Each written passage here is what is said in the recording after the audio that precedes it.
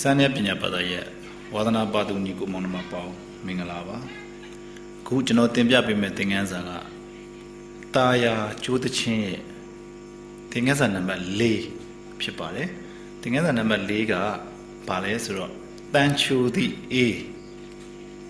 နော်တန်ချိုသည့်အေးဆိုတဲ့ဟာလေးစမယ်တန်ချိုသည့်အေး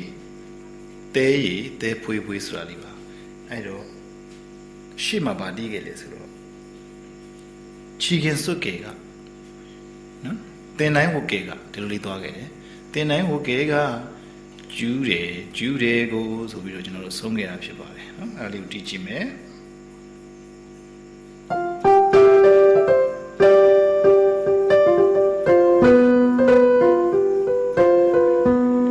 ဒီလိုသွားခဲ့တာဖြစ်ပါတယ်အဲ့တော့အဲ့အနေအထားကနေပြီးတော့အခုကျွန်တော်တို့ဒီဘက်လက်တွေကိုရွှေ့ကြမယ်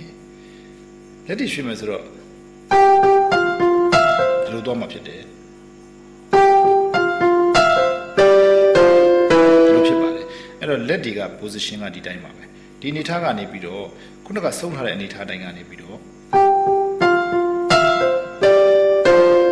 ဒီလိုဖြစ်ပါတယ်အဲ့မှာဗာတီးသွားလဲဆိုတော့တန်ချိုဒီလိုတီးသွားတာပါတန်မှာဘလူးတီးလဲဆိုတော့ဇုံပဲဘာနဲ့လဲဆိုတော့၄ပေါက်နဲ့၅ပေါက်ကိုဇုံပဲတီးတာပါဇုံပဲတွေးပြီနော်တွေးပြီဒါလေးပါပြန်ကြည့်ပါဦးဇုံပဲတွေးပြီအဲ့အနေထားတိုင်းပဲလက်တွေကဒီ position ကနေပြီးတော့ညာဘက်လက်ကလက်ကလေး9တန်ကိုရောက်လာပါတယ်အဲ့9တန်ကနေပြီးတော့ဇုံဆိုပြီးအစင်းလိုက်လေးတီးလိုက်တာပါညာဘက်ကလည်း၄ပေါက်ကနေဇုံ၅ပေါက်ကိုသွားတယ်ဒီဘက်ကညာဘက်ကဆိုရင်တန်မှန်ကိုသွားတယ်ဒီလိုသွားမှာဖြစ်ပါတယ်ဒီလိုဖြစ်ပါတယ်ပြန်ကြည့်အောင်ပါတန်ချိုဒီလိုဖြစ်ပါတယ်ပြန်ကြည့်ပါဦးတန်ချိုဒီလိုဖြစ်ပါတယ်အဲ့အနေထားလေးမှာကျွန်တော်ရှေ့ဆက်မယ်ဆိုရင်တန်ချိုဒီဒါလေးပါပြန်ကြည့်ပါဒါလေးကြည့်လိုက်တာပါတရိပ်ပြီပေါ့တရိပ်ပြီကြည့်ပါဦးတန်ချိုဒီ sorry တန်ချိုဒီတရိပ်ပြီပြီးရင်ခုနကတရိပ်ပြီလည်းပြီးရောဒါလေးပြန်ကြည့်မှာဖြစ်တယ်အဟောင်းလေးပါ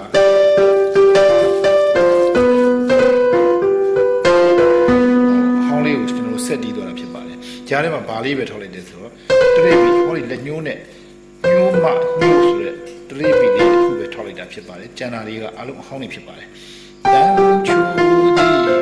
အေ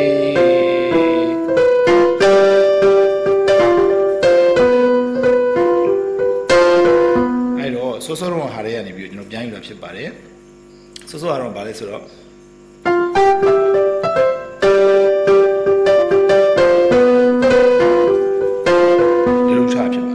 အခုကကျတော့တန်ချိုဒီအေ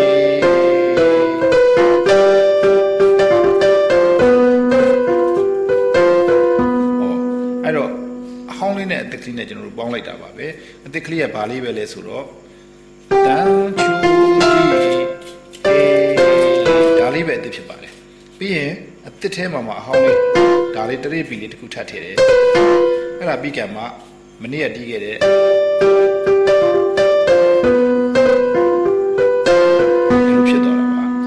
အစအဆုံးတီးကြည့်မယ်ဆိုရင်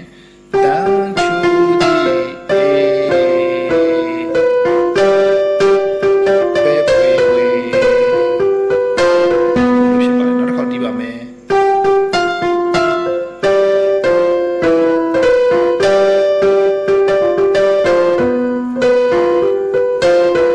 ဒီလိုဖြစ်ပါတယ်အဲ့တော့ကြိုးစားလေ့ကျင့်ကြည့်ပါရှေ့ကတီတာတဲကတီးကွက်တချို့လဲဒီဘက်ကိုပြန်ပါလာတာရှိပါတယ်အခုဒီသားရမှာလဲသားရရဲ့တီးကွက်နောက်ကြရင်ဝေဘာဂီရီမှာကျွန်တော်ပါလာမှာဖြစ်တယ် အဲ့တော့တာယာလေးကအတန်လေးတွေတကယ်ကိုတာယာဆိုတဲ့အတိုင်းအတန်လေးတွေတာယာလေးတွေဖြစ်လာတယ်လက်ကွက်ကလေးတွေတဖြည်းဖြည်းနဲ့စိတ်လာတယ်အဲ့တော့အခုကျွန်တော်ပထမသိခဲ့တဲ့တမ်းမိတ်ပေါ့နော်တမ်းမိတ်တွေမှာတမ်းမိတ်ထုတဲ့နေရာတွေမှာကျဲကြီးထုခဲ့ပြီမဲ့အခုကျတော့တဖြည်းဖြည်းနဲ့စိတ်လာတယ်ဒါကိုသတိထားမိမှာပါအဲ့တော့အခုအနေထားကကျွန်တော်တို့အနှိထုတ်အနေထားပဲရှိပါသေးတယ်ကျန်တဲ့ဟာတွေကိုဟိုတောင်းကြီးတွေရှောက်တီးဖို့မဖြစ်ပါဘူးအဲ့ဒါတွေတီးမယ်ဆိုရင်လက်တွေပယောဂဝင်သွားနိုင်ပါတယ်ဒါကြောင့်အဲ့ဒါတွေမတီးပါနဲ့ဟိုဘာဘူးမှမတီးသေးပဲနဲ့အနှိထုတ်ထဲကနေကျွန်တော်ဖြီးပေးလိုက်ပြီးဆိုမှရဲဝံ့တီးပါအခုလောလောဆယ်တော့အနှိထုတ်ထဲတိုင်းပဲနေပါအောင်ရက်ကန်လေးဖြစ်ပါအောင်နေပါအောင်ဒါကြောင့်တကယ်သွားနိုင်လာနေတဲ့ချိန်ကြမှာကျွန်တော်တို့တကယ်တီးရမှာဖြစ်ပါတယ်အခုလောလောဆယ်တော့လက်တွေမှားမှဆူတဲ့အတွက်ပယောဂတွေဝင်ကုန်မှဆူတဲ့အတွက်ကျွန်တော်ဘာမှတီးခွင့်မပေးသေးပါဘူးဒါလေးကိုပဲကျွန်တော်တင်ပြမှုအောင်မှာပဲတင်းကြီးခံပြီးတော့စောင့်ပါအဲ့တော့မကြခင်တက်လာမှာပါကျွန်တော်မကြခင်နှီးထုတ်ဖြီးမှာဖြစ်ပါတယ်ဒါကြောင့်ဒါလေးကိုစူးစမ်းပြီးတီးကြည့်ပါ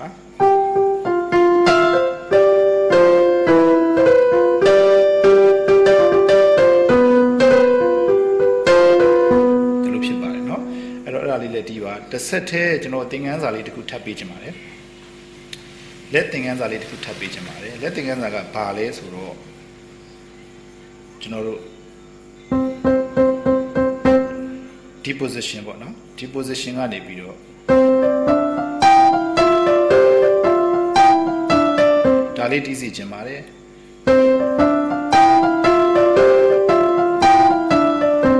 ဒီဘက်ကအနှေးပါ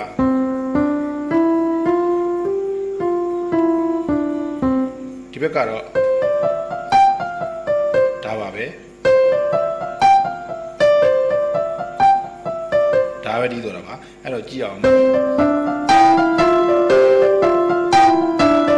ဒါလေးပါเนาะအဲ့ဒါလေးကို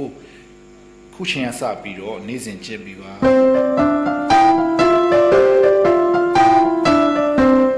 အဲ့တိုင်းပဲတကွက်တိုးပေါ့ဒီတိုင်းတကွက်တိုးမယ်အဲ့ဒါကိုမြန်နိုင်သမျှမြန်အောင်ကျင့်ပြီးပါမှန်နိုင်သမျှမှန်အောင်ကျင့်ပြီးပါလုံးလုံးကိုမှန်မှာဖြစ်ပါတယ်ဒါကြောင့်မှန်နဲ့မြန်ကျင့်ပါ